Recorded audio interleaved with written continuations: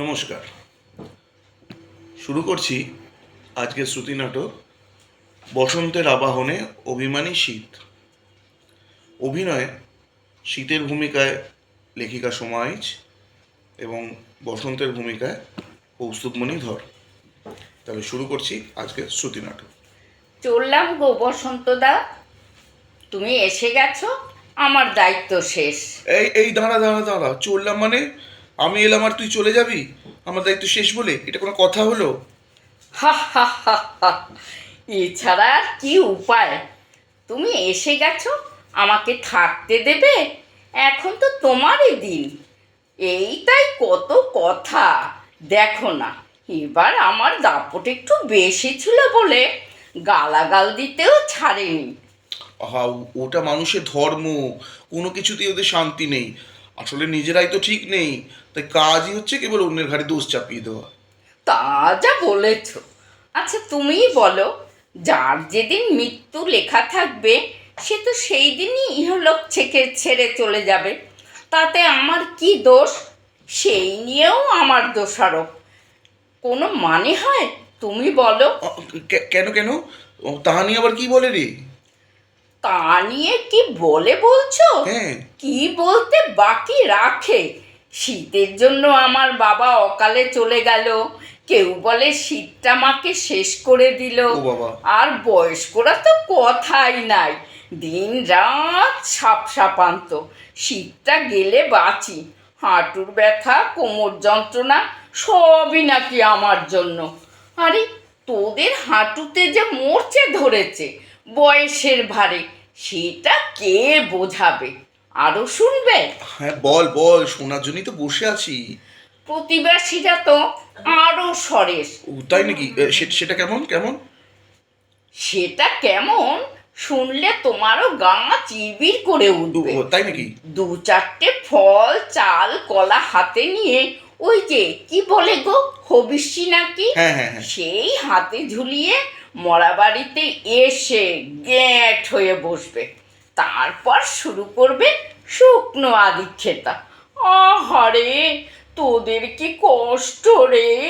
এই শীতেই মানুষটাকে নিয়ে গেল, তা না হলে আরও কিছুদিন বেঁচে থাকতো। কত কষ্ট শীতে বারে বারে চান করা, যত দোষ নন্দ ঘোষ। তখন ইচ্ছে করে দেই মুখে ঝামা ঘষে। থাক থাক বাবা থাক। আর ঝামা টামা ঘষে কাজ নেই। আমি তো এসে গেছি, এবার আমি আমি সব সামলে নেব। হ্যাঁ, ঠিকই বলেছ।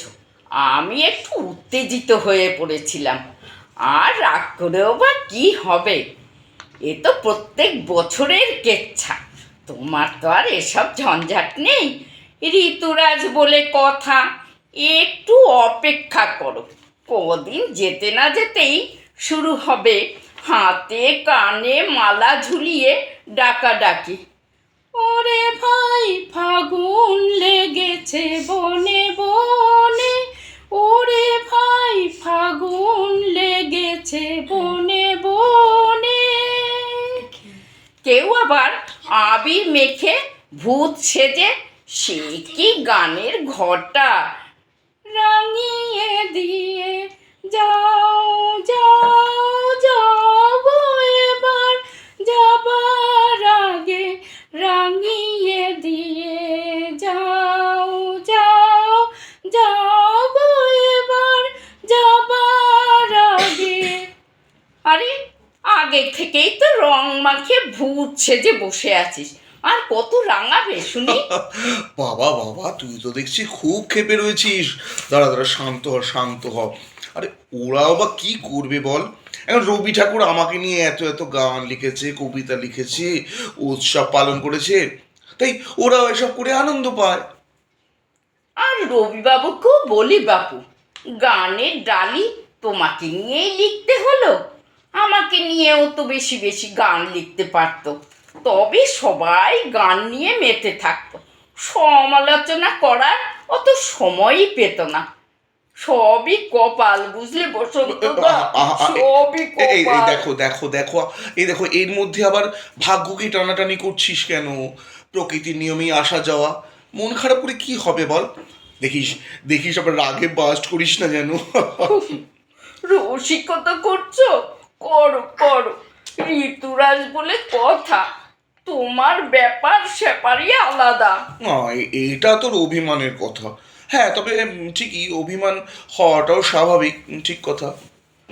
অনেক কথা হলো, এবার চলি গো বসন্তদা, তুমি থাকো, উৎসবে মেতে ওঠো।